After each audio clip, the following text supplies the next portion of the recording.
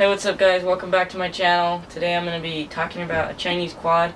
If you have no spark, this is going to be 90% of the time this will be your problem.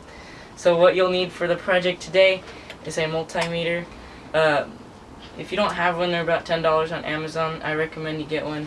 They're really awesome and they've helped me a lot. Okay, so here's our multimeter. What we're going to do is set it to a continuity setting. And or you could put it to on ohms, about 200 ohms, but my multimeter has a continuity setting, and when you get continuity you should hear a beep.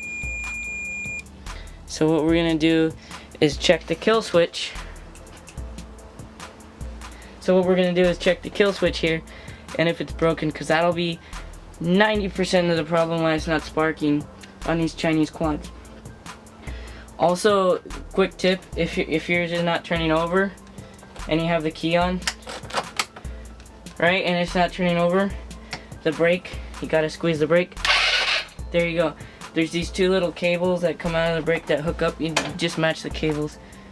If you get like a wiring harness set from Amazon, they're about $50. So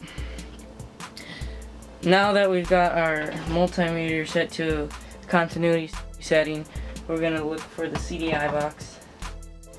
Okay, so on your CDI box, there's, look, can you see this one? On your CDI box, there's two connectors that look like this. There's one with 4 of these, and then there's one with 2 of these. The one with 2 of these is the one you want to check. When you test this, if your multimeter beeps, that means you have a kill switch problem. So what we're gonna do to make sure I got a good ground is just touch this onto the frame. Okay, so we're good. And then connect it to the black wire of the two.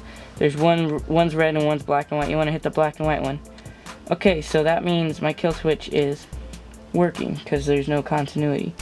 So right up here, this is like the thing with the Chinese quads, is if you flip it, this is going to be 99% of your problem. If you flip it to turn it off, and then like you try and start it again and you get no luck, you pull out the spark plug, it's not sparking, put this here.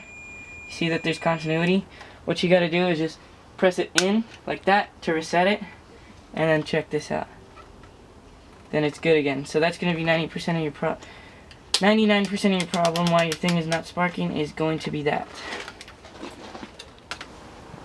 Thanks for watching my video, guys. Please remember to like and subscribe.